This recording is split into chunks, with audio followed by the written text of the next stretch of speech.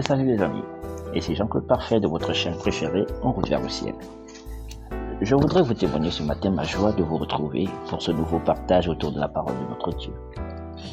Je souhaite aborder avec vous, comme promis dans la vidéo précédente, le sujet sur entendre la voix de Dieu.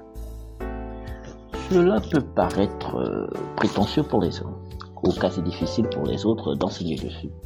Sachant que les voix de Dieu sont multiples, comment, bon sang, tu pourrais enseigner dessus avec exactitude, me dirait quelqu'un. Il faudra accepter dans un premier temps que je ne vise pas à faire le travail du Saint-Esprit. Je ne vise qu'à faire mon travail, celui d'enseigner. La transformation accompagnera nécessairement ceux qui la demanderont au Saint-Esprit, car c'est lui qui créera ce miracle d'entendre sa voix, la reconnaître en tout temps et en tout lieu. Je jouerai donc dans cet enseignement le rôle du canal par lequel cela se fera dans votre vie.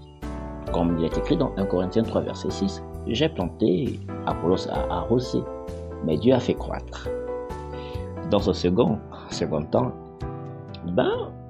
vous pourrez sortir de manière progressive de la confusion dans laquelle plusieurs parmi nous s'y trouvent et faire des choix éclairés et prendre des décisions avantageuses en accord avec le Très-Haut. Et enfin, vous seriez réellement un instrument de justice entre les mains de notre Dieu, sur qui il pourra toujours s'appuyer. Ceci dit, nous pouvons entrer dans la notion du jour. Nous brosserons un léger détour sur la foi une nouvelle fois pour atterrir sur le cœur du sujet, entendre la voix de Dieu.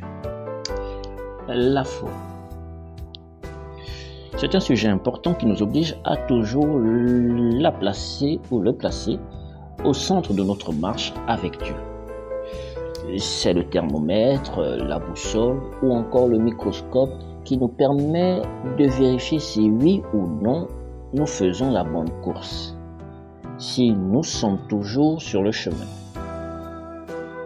Il est facile de se lancer dans tous les sens, avec le sentiment d'être agréable à Dieu, du fait de notre implication dans tous les domaines ou activités possibles.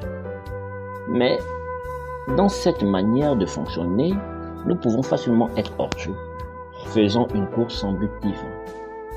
Car les buts divins sont fixés par Dieu et révélés par le Saint-Esprit à chacun de nous. Mais comment être sûr que je suis sur le chemin, que je cours la bonne course? Je pense sincèrement que la réponse ne peut être que parce que j'ai entendu la voix du bon berger. J'ai su reconnaître sa voix au milieu de tout le décor qui m'entoure.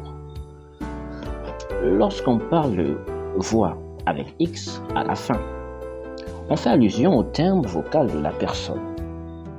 Concrètement, est-il possible d'entendre Dieu? De par mon expérience personnelle, la voix de Dieu ne saurait être confondue à n'importe quelle voix. Elle est unique. Lorsque Dieu vous parle, tout en vous, par une très forte intuition, mêlée d'une lumière, vous atteste que votre Créateur vous parle. Je dirais peut-être que le verbe attester n'est peut-être pas adéquat. Comment l'expliquer simplement? Lorsque vous êtes en plein jour et que l'on vous présente un habit bleu, on n'aura pas besoin de vous convaincre, de vous attester, d'insister pour que vous acceptiez que vous avez bel et bien la couleur bleue en face de vous. Parce que la connaissance véritable, qui est différente d'une information, est innée en vous et procède de votre esprit grâce à ce que l'on appelle l'intuition. Vous êtes dans la lumière, tout simplement. Comment savez-vous qu'il fait jour? C'est qu'il y a la lumière naturelle du soleil qui nous éclaire. Pour ainsi dire, aucune personne ne saurait confondre la voix de Dieu lorsqu'elle résonne en elle. Toutefois, Dieu ne parlera pas toujours de manière audible, comme on le souhaiterait.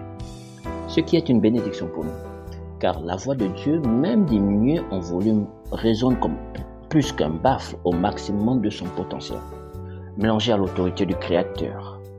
Honnêtement et en toute franchise, même si vous n'avez jamais mis les pieds à l'église, même si l'on ne vous a jamais parlé de Dieu, vous ne pourrez être dans la confusion. Vous ne pourriez ne pas le reconnaître. Vous saurez que Dieu vous parle. Dans le livre d'Exode 20, versets 18 à 19, il est dit « Tout le peuple entendait les tonnerres et le son de la trompette. Il voyait les flammes de la montagne fumante À ce spectacle, le peuple tremblait et se tenait dans l'éloignement.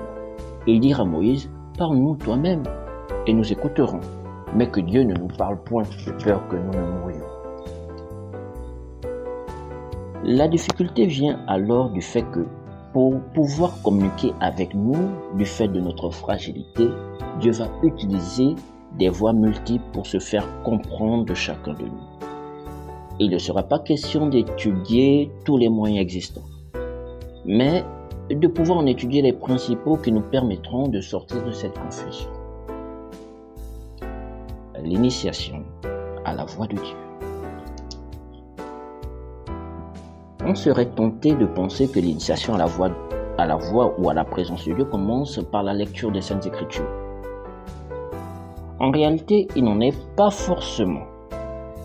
Les Saintes Écritures participeront à l'emmagasinement du savoir, mais pas à la reconnaissance de la voix ou de la présence de Dieu. Deux expériences en sont les voies par excellence par lesquelles Dieu se fait connaître. Expérimenter ces moments nous ouvre à la reconnaissance de la voix ou de la présence de Dieu. Nous parlerons de l'affirmation et de la négation de sa présence. De gros termes que nous expliquerons bien évidemment. L'affirmation. Au cours de cette phase, Dieu se propose de visiter le bienheureux par la manifestation tangible de sa présence. Elle expérimente la joie profonde de sa présence, l'amour de Dieu, la paix de Dieu et souvent plusieurs autres attributs selon sa grâce. La personne a une représentation claire des attributs divins. Cette visitation se fait durant des temps ou des moments différents pour les uns et les autres. Et c'est Dieu qui en choisit lui-même le jour de la visitation spéciale. Cela peut être durant des temps de louange, d'adoration personnelle, de prière, de méditation ou encore dans la poursuite d'une vision. Les occasions sont nombreuses, toutes les citées.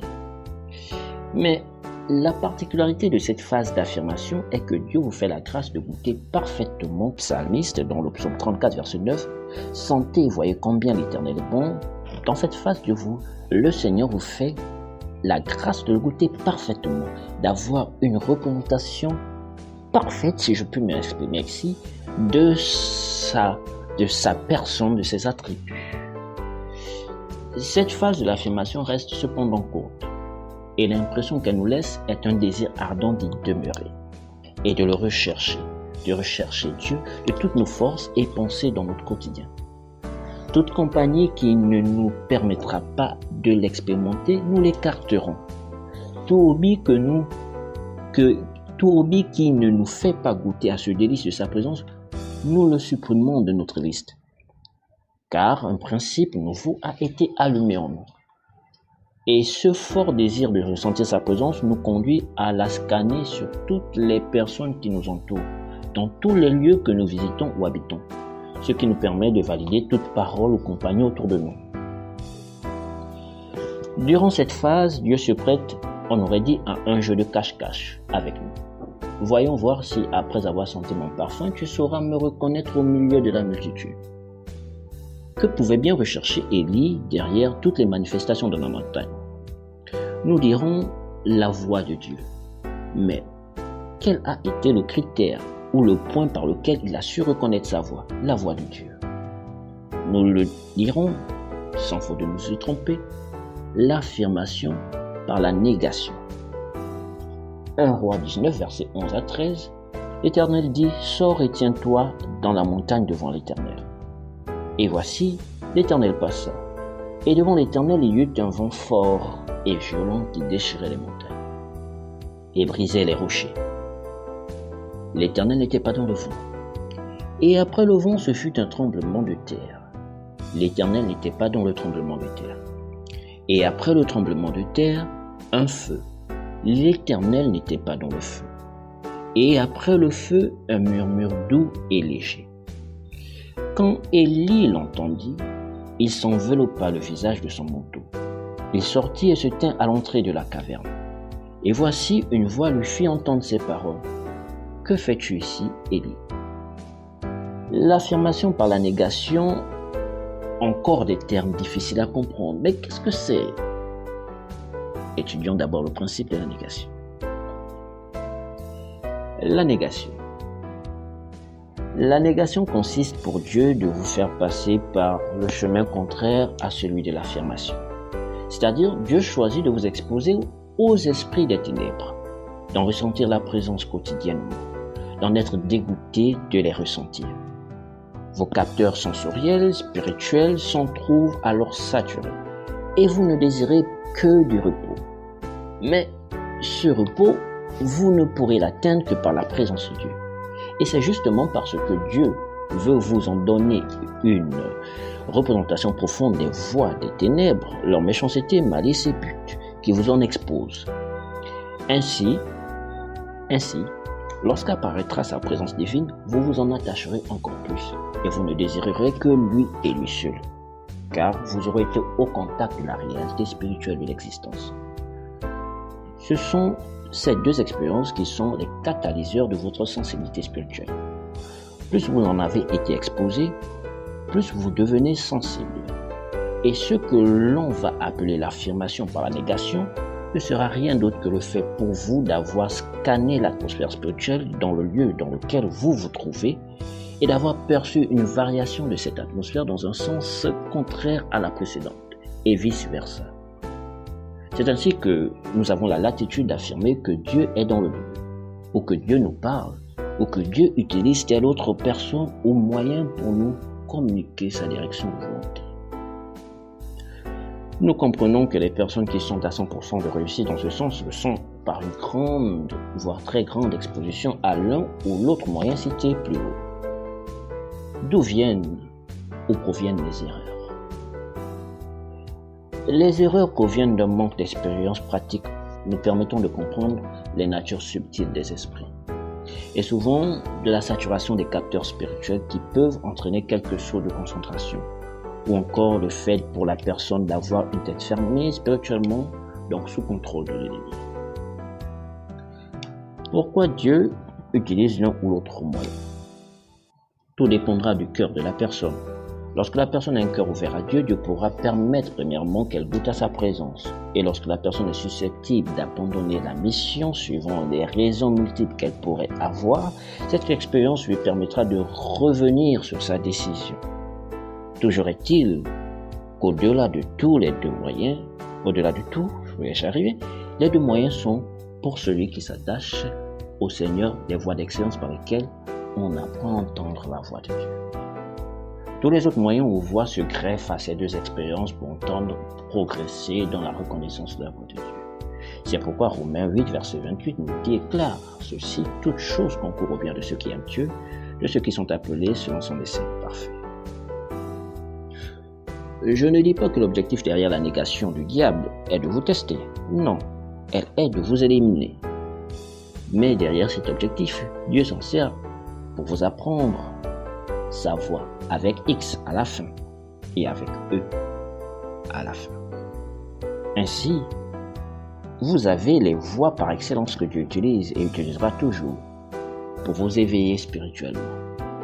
Alors, je vous souhaite pleine croissance en Elion et Jésus notre Seigneur. Ce sera tout pour aujourd'hui.